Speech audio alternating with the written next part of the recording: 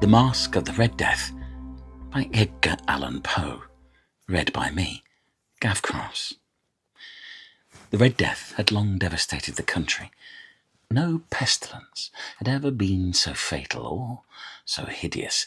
Blood was its avatar and its seal, the redness and the horror of blood. There were sharp pains and sudden dizziness, and then profuse bleeding at the pores with dissolution. The scarlet stains upon the body and especially upon the face of the victim were the pest ban which shut him out from the aid and from the sympathy of his fellow men. And the whole seizure, progress and termination of the disease were incidents of half an hour.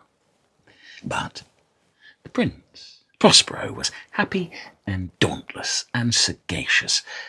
When his dominions were half depopulated, he summoned to his presence 1,000 hale and light-hearted friends from among the knights and dames of his court, and with these retired to the deep seclusion of one of his castellated abbeys. This was an extensive and magnificent structure, the creation of the prince's own eccentric yet august taste.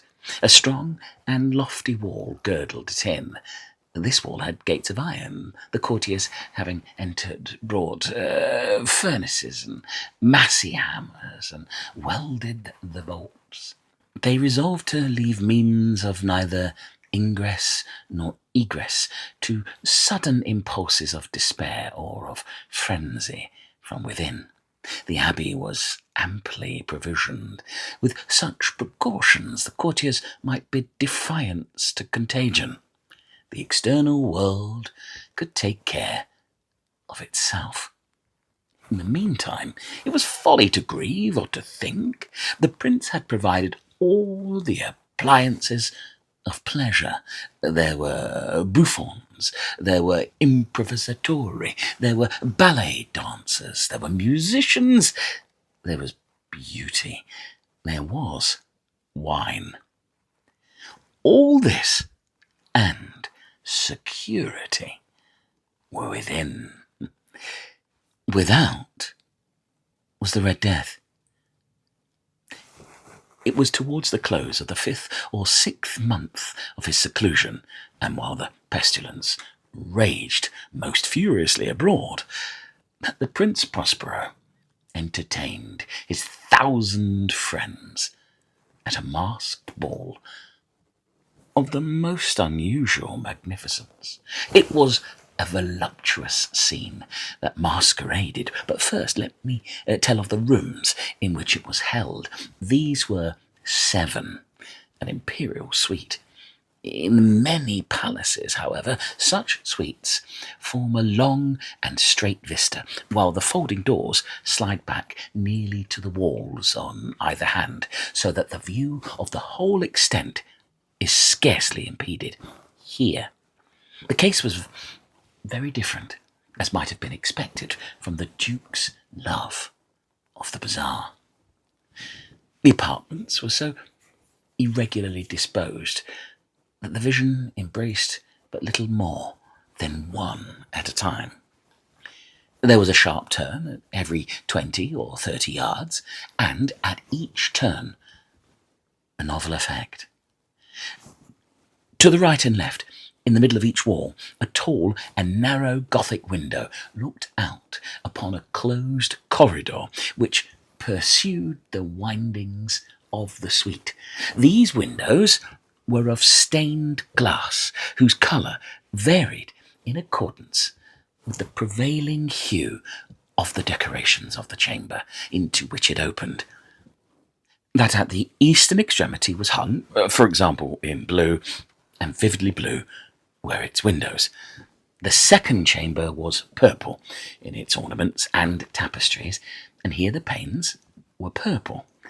The third was green throughout, and so were the casements.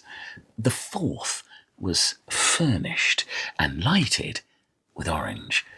The 5th with white, the 6th with violet.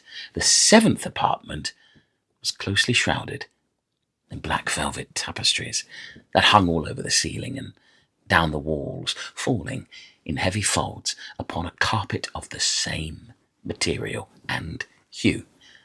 But in this chamber only, the colour of the windows failed to correspond with the decorations. The panes here were scarlet, a deep blood colour. Now, in no one of the 7 apartments was there any lamp or candelabrum amid the profusion of golden ornaments that lay scattered to and fro, or depended from the roof.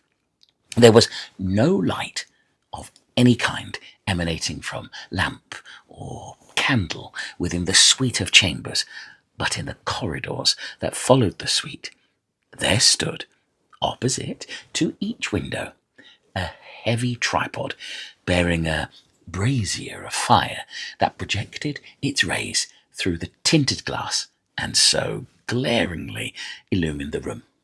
And thus were produced a multitude of gaudy and fantastic appearances.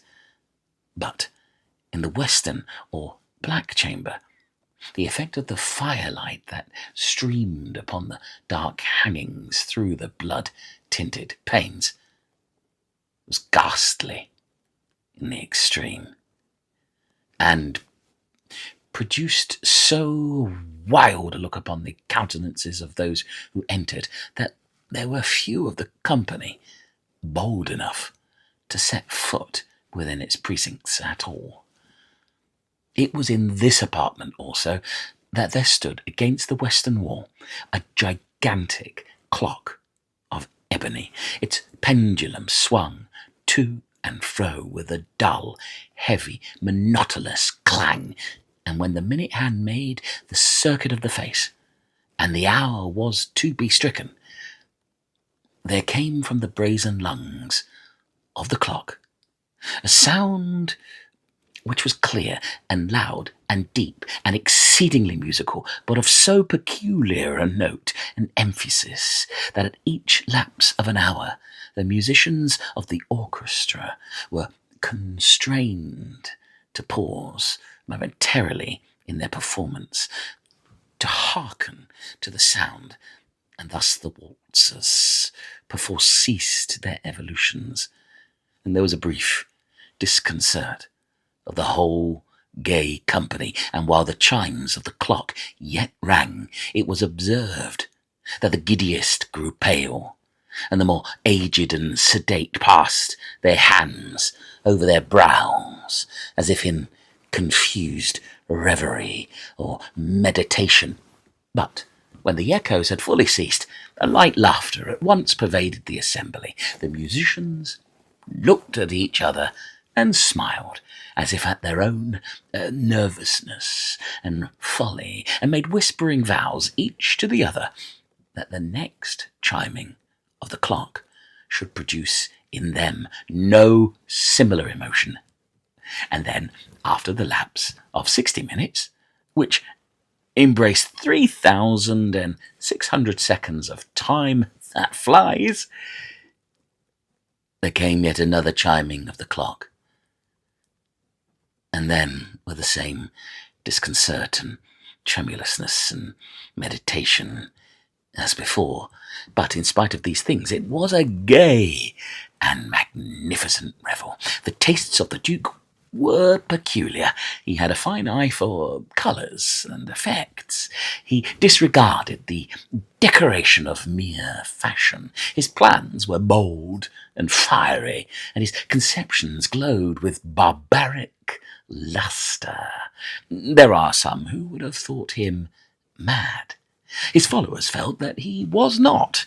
It was necessary to hear and see and touch him to be sure that he was not. He had directed in great part the movable embellishments of the 7 chambers upon occasion of this great fete, and it was his own guiding taste which had given character to the masqueraders. Be sure they were grotesque. There were much glare and glitter and piquancy and phantasm. Much of what has been seen since in Hernani. There were arabesque figures with unsuited limbs and appointments. There were delirious fancies, such as the madman fashions. There were much of the beautiful, much of the wanton, much of the bizarre, something of the terrible, and not a little of that which might have excited disgust. To and fro in the 7 chambers there stalked, in fact, a multitude of dreams, and these, the dreams, writhed in and about, taking hue from the rooms and causing the wild music of the orchestra to seem as the echo of their steps, and anon there strikes the ebony clock, which stands in the hall of the velvet. And then for a moment all is still and all is silent, save the voice of the clock. The dreams are stiff frozen as they stand, but the echoes of the chime die away. They have endured but an instant, and a light, half-subdued laughter floats after them as they depart. And now again the music swells, and the dreams live and writhe to and fro more merrily than ever, taking hue from the many tinted windows through which stream the rays from the tripods.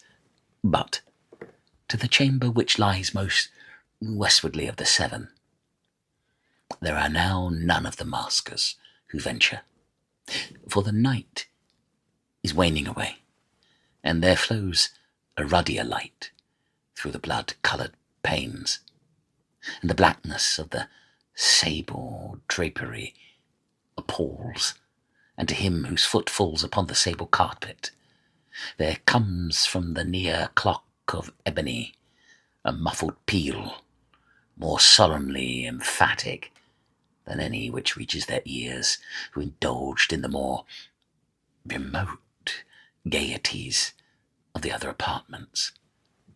But these other apartments were densely crowded, and in them beat feverishly the heart of life, and the revel went whirlingly on until at length there commenced the sounding of midnight upon the clock, and then the music ceased, as I have told, and the evolutions of the waltzers were quieted, and there was uneasy sensation of all things as before. But now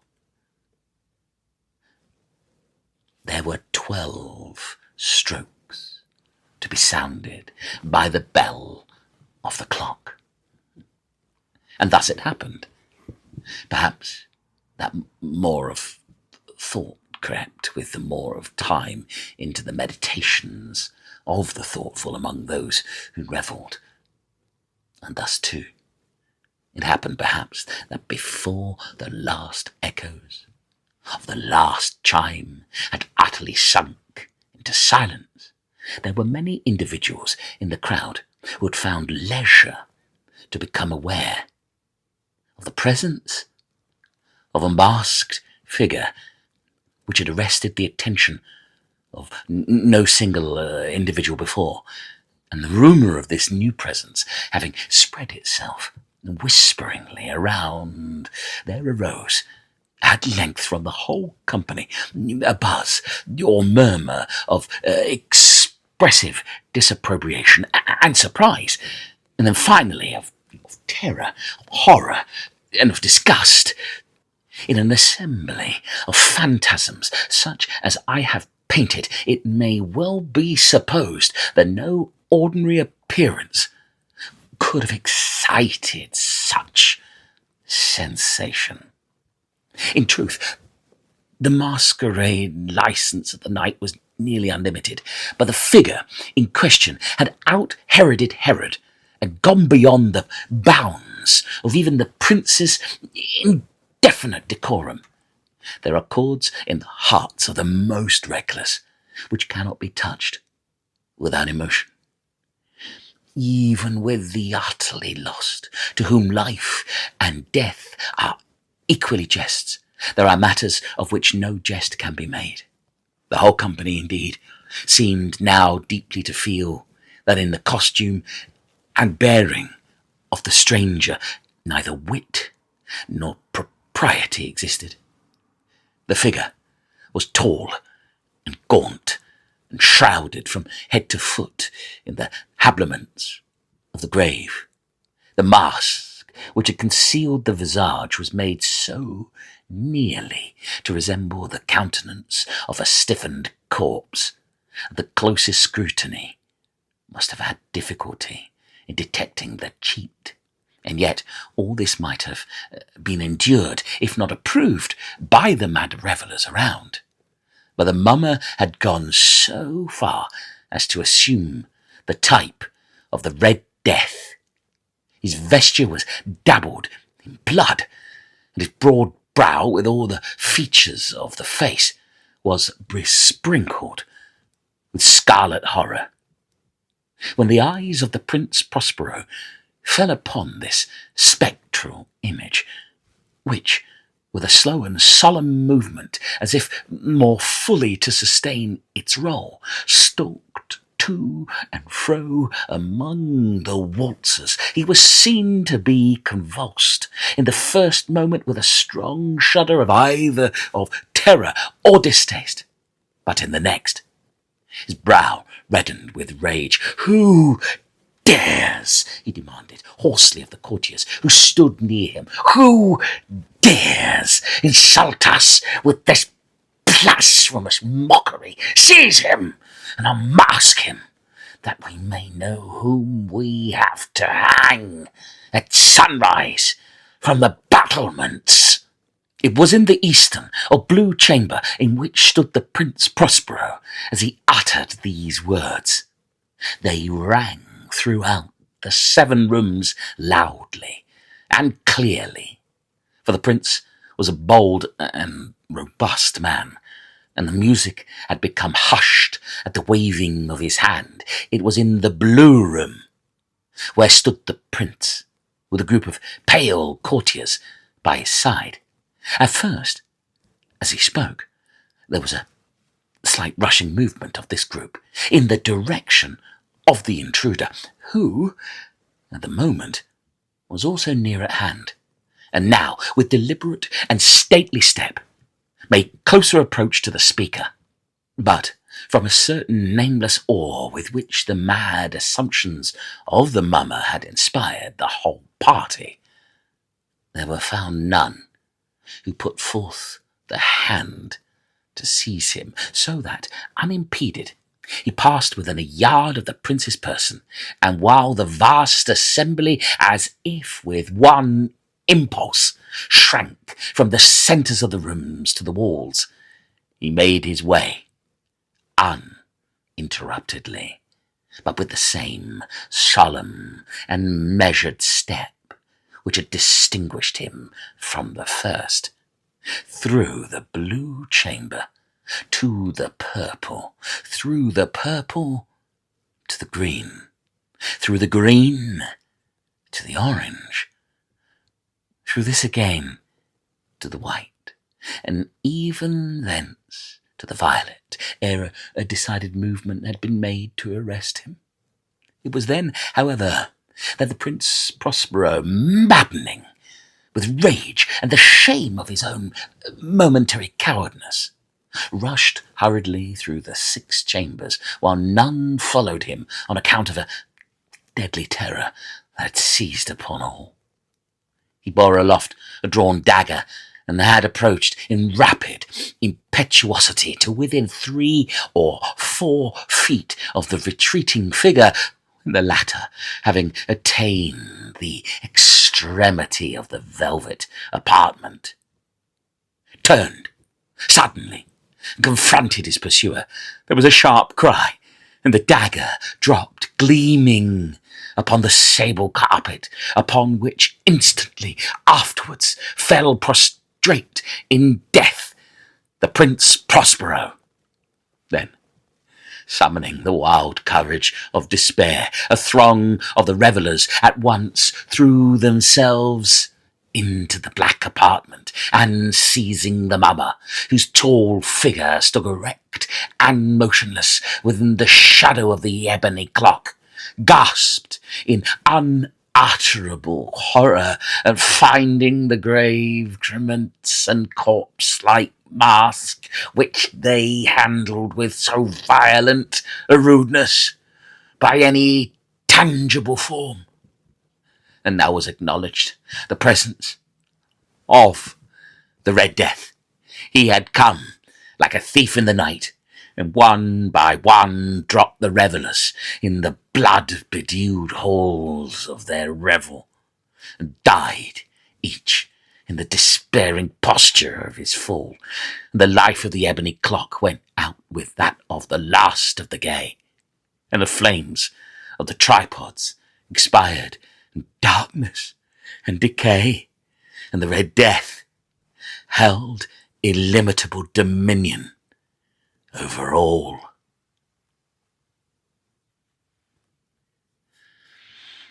The Masque of the Red Death by Edgar Allan Poe, read by me, Gav Cross, for the Haunted Book Club.